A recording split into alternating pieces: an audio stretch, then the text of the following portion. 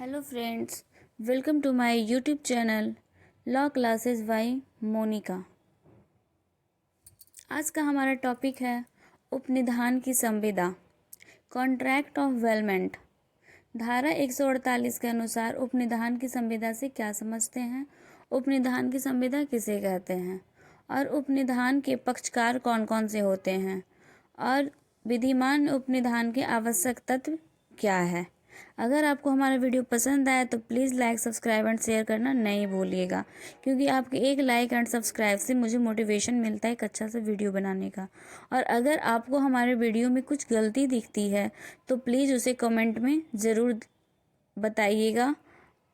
तो चलिए चलते हैं आज के हमारे टॉपिक पे। उपनिधान का अर्थ क्या है? उपनिधान का अर्थ है परिदत्त करना या कब्जा देना।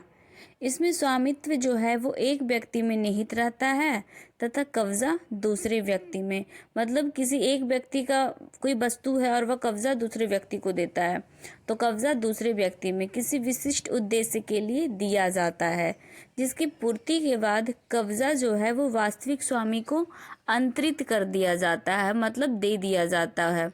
संविदा अधिनियम की धारा 148 के अनुसार उपनिधान ऐसी संविदा है जिसके अंतर्गत एक व्यक्ति अपनी वस्तु को किसी विशेष उद्देश्य व निश्चित अवधि के लिए दूसरे व्यक्ति को परिदत्त करता है तथा उद्देश्य की पूर्ति के बाद वह वस्तु उसी व्यक्ति या उसके निर्देशानुसार किसी अन्य व्यक्ति को अंतरित कर दी जाती है। जैसे में मरम्मत के लिए साइकिल या घड़ी देना, गहना बनाने के लिए सुनार को सोना देना।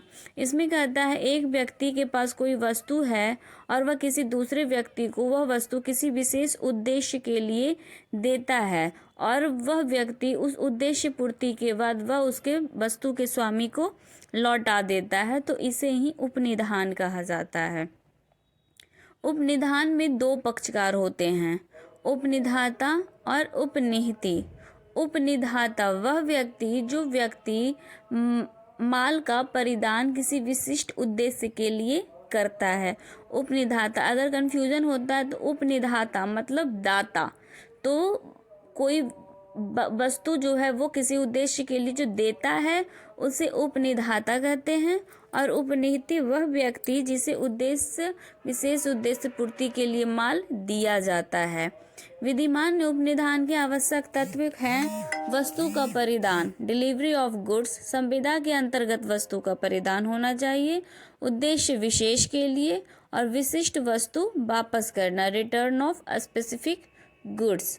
विधिमान उपनिधान के 4 आवश्यक तत्व हैं। पहला है वस्तु का परिधान, डिलीवरी ऑफ गुड्स। उपनिधान के अंतर्गत किसी विशेष उद्देश्य के लिए एक व्यक्ति द्वारा दूसरे व्यक्ति को वस्तु का कब्जा देना आवश्यक होता है, जो प्रायः अस्थायी होता है। यदि वस्तुओं का परिधान अस्थायी रूप से मूल्य या वस्तु के बदले स्वामित्व का अंतरण करके किया जाए तो उसे उपनिधान नहीं कहा जाएगा। कभी कभी क्या होता है, वस्तु का कब्जा नहीं दिया जाता बल्कि कुछ परिस्थितियों के अंतर्गत प्राप्त हो जाता है।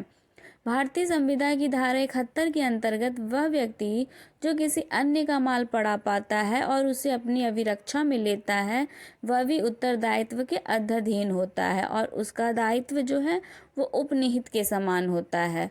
उपनिधान के अंतर्गत वस्तु का परिधान वास्तविक या रचनात्मक या प्रलक्षित हो सकता है। इसमें कहता है एक व्यक्ति द्वारा दूसरे व्यक्ति को किसी विशेष उद्देश्य के लिए वस्तु का परिधान आवश्यक होता है।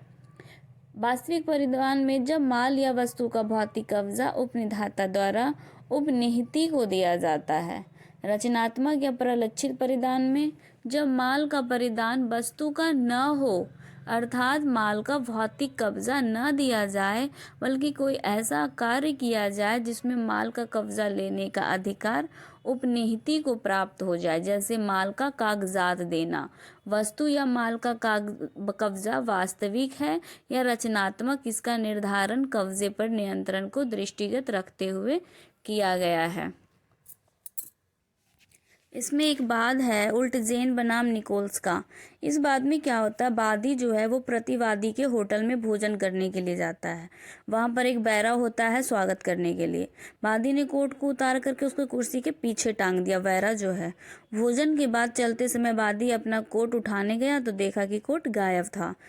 हानि पूर्ति के लिए बात प्रस्तुत करने पर न्यायालय ने निर्णय दिया कि वैरा ने कोर्ट को अपने कब्जे में लेकर उपनिधान का संबंध कायम किया था। होटल का मालिक उस हानि के लिए उत्तरदायी ठहराया गया। दूसरा है संविदा के अंतर्गत वस्तु का परिधान। उपनिधान में वस्तु का परिधान संविदा के अंतर्गत किया जाना चाहिए ताकि विशिष्ट उद्देश्य की पूर्ति के बाद वस्तु लौटा दी जाए। कभी कभी क्या होता है, संविदा के बिना ही उपनिधान स्थापित हो जाता है।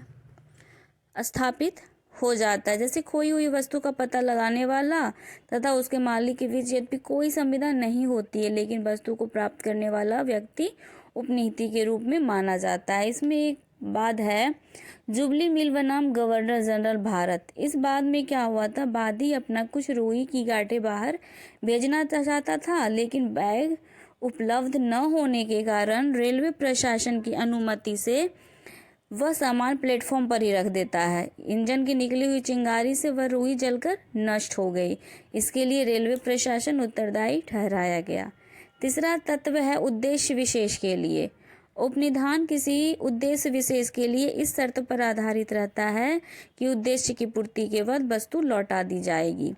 चौथा है विशिष्ट वस्तु वापस करना। उपनिधान के अंतर्गत जो वस्तु दी जाती है उसे उपनीति उपनिधाता या उसके आदेशानुसार किसी अन्य व्यक्ति को वापस करता है। यदि इसमें लौटाने का कोई प्रावधान नहीं है तो उपनिधान नहीं हो सकता है। जैसे कपड़े की सूट के रूप में तथा अनाज के आटे के रूप में मतलब परिवर्तन हो सकता है। Thanks for watching my video. अगर आपको हमारा वीडियो पसंद आया तो please like subscribe and share करना नहीं भूलिएगा। और अगर आपको कोई टॉपिक पर वीडियो चाहिए तो प्लीज़ कमेंट में बताइएगा। Okay, thank you.